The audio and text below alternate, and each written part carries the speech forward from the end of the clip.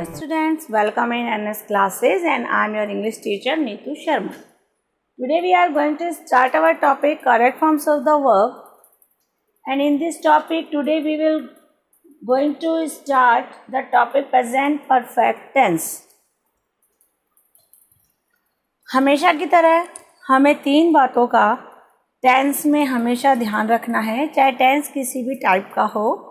Types हम पहले पढ़ चुके हैं. उसमें हेल्पिंग वर्ब, मेन वर्ब और स्ट्रक्चर ऑफ द सेंटेंस, इन तीन चीज़ों का आपको बहुत अच्छे से पता होना चाहिए. तो प्रेजेंट परफेक्ट टेंस में जो हेल्पिंग वर्ब है वो क्या होती है? Has, have. उसके बाद मैन वर्ब्स. मैन वर्ब्स की यहाँ past participle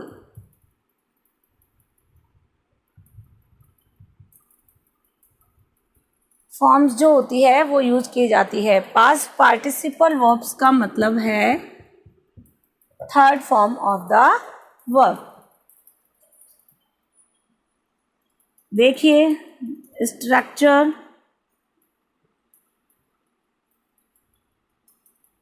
of the sentences क्या बना? सिंपल है, बेसिक चीज़ तो वही रहेगी. सबसे पहले सब्जेक्ट, फिर हेल्पिंग वर्ब, फिर मेन वर्ब्स और आगे ऑब्जेक्ट. देखिए सब्जेक्ट सिंगुलर और प्लूरल के अकॉर्डिंग ही हमें हैज़ और हैव का यूज़ करना है. तो आप ध्यान रखेंगे कि सिंगुलर सब्जेक्ट के साथ हैज़ का यूज़ होगा और प्लूरल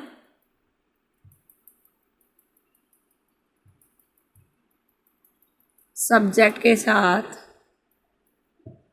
हैव का यूज़ करना है. यहाँ हैज़ और हैव मैन वर्ब भी होते हैं, ये ध्यान रखिएगा आप. हैज़ और हैव मैन वर्ब भी होते हैं, लेकिन इन पीपीटी इसमें प्रेजेंट परफेक्ट टेंस हमने पहले भी शॉर्टकट ही यूज किए हैं. यहाँ पीपीटी के अंदर आपको जो हैज़ और हैव वाली वर्ब्स है वो हेल्पिंग वर्ब के अकॉर्डिंग यूज़ करनी है. नोट डाउन कर लीजिए इसे. I am telling you the adverbials of PPT means present perfect tense.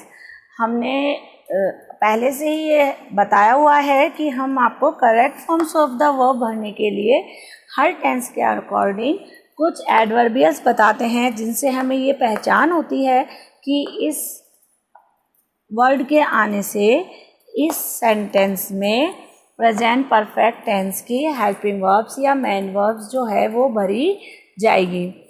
क्योंकि जब भी हमें फिलअप्स मिलते हैं, हमें correct forms of the verb में जो क्वेश्चंस मिलते हैं वो मिलते हैं फिलअप्स के रूप में, और वहाँ हमें दो ही चीज़ें भरनी है, हेल्पिंग वर्ब और मेन वर्ब. बाकी सब कुछ आपको दिया हुआ रहता है. तो अब आपको ये एडवर्बियल्स जो हैं वो प्रेजेंट परफेक्ट टेंस ही हैं, और ये मैं आपको हमेशा बोलती हूँ और बाकी भी हम जब पढ़ेंगे तो शायद बोलती रहूँगी कि ये जो एडवर्ब्स हैं वो आपको बहुत अच्छे से याद करनी है ताकि आप इन्हें इस्तेमाल कर सकें और आपका correct forms of the verb का जो सेंटेंस आपको मिले वो आपका राइट हो सके. और आप यकीन मानिए कि आपको एग्ज़ाम में जो सेंटेंसेस मिलेंगे वो इन वीडियोस में जो एडवर्ब्स आपको बताए गए हैं उनसे बाहर नहीं मिलेंगे.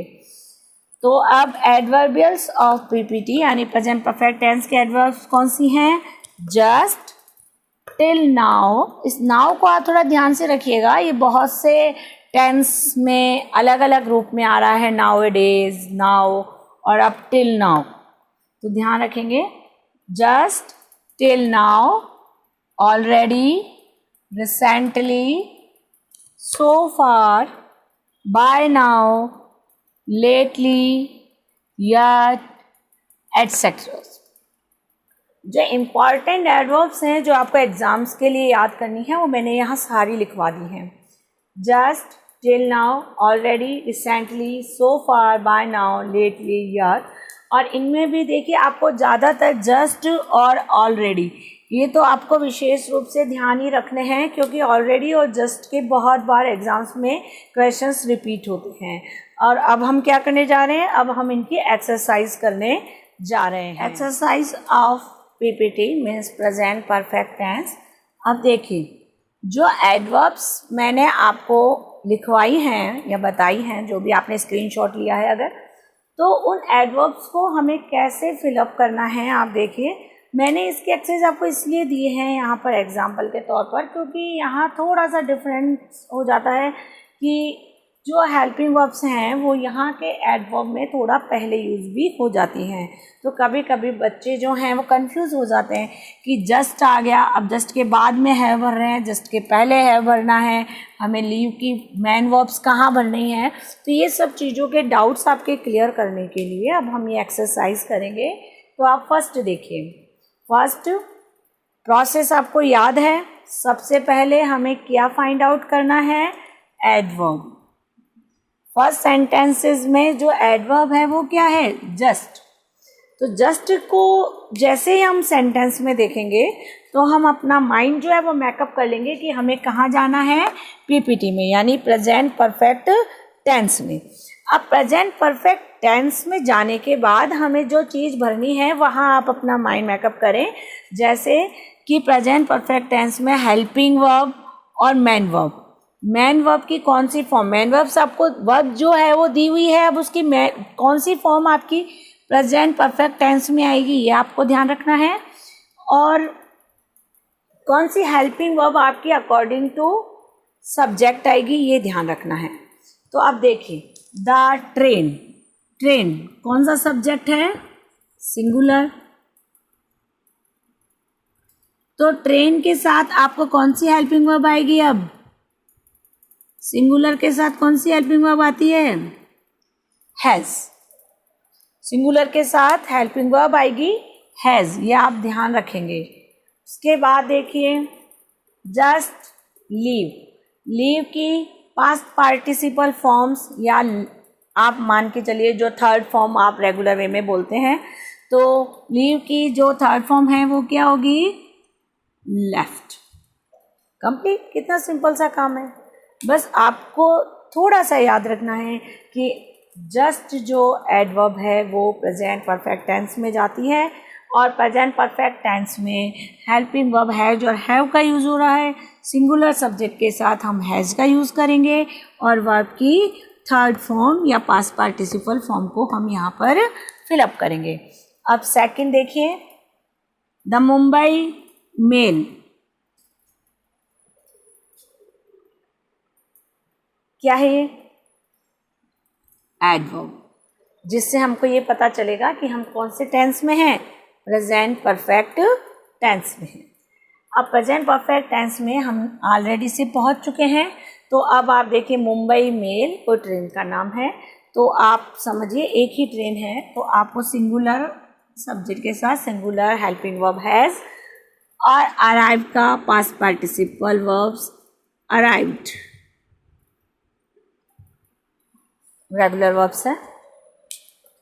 उसके बाद देखिए थर्ड वन, आई, आई जो सब्जेक्ट है वो मैं आपको बता चुकी हूँ, आई और यू इंग्लिश में हम इन्हें तकरीबन प्लूरल में ही लेते हैं। तो आई प्लूरल, प्लूरल वर्ब कैसे पता चलेगा, PPT का आपको पता है, रिसेंटली यहाँ दिया हुआ है कि आपको प्रेजेंट परफेक्ट टेंस में जाना है। आई के साथ आपको भरना है हैव। देखिए यहाँ अलग अलग कुछ भी नहीं है, तो आपको हैव के साथ ही वर्ब भरनी है। तो बाय का third verb bought, have bought, buy का तो थर्ड फॉर्म होता है वो बॉट होता है। ये इरेगुलर वर्ब्स में आपके आती हैं। ठीक है, मैं आपको कई बार बोलती हूँ रेगुलर वर्ब्स हैं, इरेगुलर वर्ब्स हैं, तो व्हाट इज़ दिस, आपको पता है कि रेगुलर और इरेगुलर वर्ब्स क्या होती हैं? कोई बात नहीं, अगर नहीं पता है तो मैं आपको बता दूँ। जिन वर्ब्स में आपके जैसे सेकंड फॉर्म और थर्ड फॉर्म आप जब बनाते हैं तो ईडी या डी ऐड होता है, तो वो तो रेगुलर वर्ब्स में आती है, क्योंकि उसमें सेकंड फॉर्म और जो थर्ड फॉर्म है आपकी ईडी या डी लग के बन जाती हैं। लेकिन कुछ वर्ब्स ऐसी होती हैं जहाँ पर आपको चेंज करना होता है ना, जैसे गो, वेंट, गोन, तीनों वर्ब्स अलग अलग हैं, आपको याद करनी पड़ती है। तीनों वर्ब्स अलग अलग हैं। स्पीक, स्पोक, स्पोकन, ये इरेगुलर वर्ब्स कहलाती हैं, क्योंकि यहाँ रेगुलरिटी हट गई है वर्ब्स की, तो इनका थोड़ा ध्यान रखिएगा। नेक्स्ट में सो फार। सो फार कहाँ जाएंगे?